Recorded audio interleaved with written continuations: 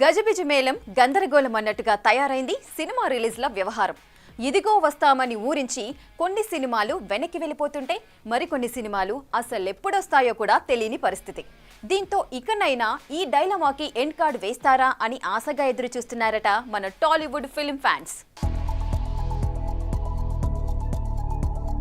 Theatres కలకలలాడాలంటే పెద్ద సినిమాలు రావాల్సిందే. అభిమానులను అలరించాలంటే టాప్ స్టార్స్ రంగంలోకి దిగాల్సిందే. కానీ పెద్ద సినిమాల వాలకం చూస్తుంటే ఇంకా థియేటర్లోకి వద్దామా వద్దా అన్నట్టుగా ఉంది. అప్పుడెప్పుడో పొంగల్ బరిలోకి దిగి ఆడియన్స్ ని అలరించిన బాలయ్య, వెంకీ, చరణ్లు తప్పితే 6 నెలలుగా మరో పెద్ద హీరో ఎవరూ బాక్సాఫీస్ వద్ద సందడి చేయలేకపోయారు.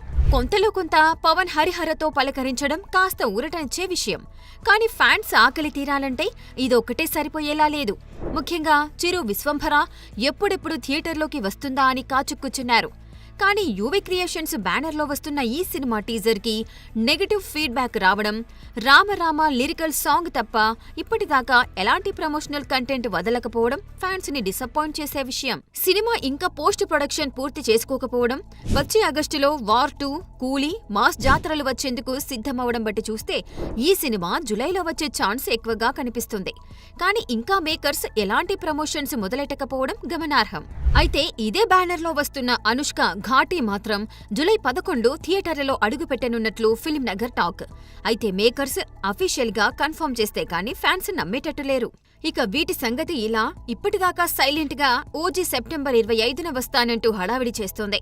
దీంతో అదే రోజున వస్తానని ఇదివరకే డేట్ అనౌన్స్ చేసుకున్న బాలకృష్ణ అఖండ 2 అప్పుడే వస్తుందా లేక నెక్స్ట్ డిసెంబర్ కి వెళ్లిపోతుందా అంటూ డౌట్ రైజ్ చేస్తున్నారు బాలయ్య ఫ్యాన్స్. దీంతో అసలే సినిమాలు ఎప్పుడొస్తాయో, ఏ సినిమాలు వెనక్కి వెళ్లిపోతాయో తెలియని పరిస్థితి. చూడాలి మరి త్వరలోనైనా మేకర్స్ ఈ కన్ఫ్యూజన్ కి ఎండ్ కార్డు వేస్తారో లేదో.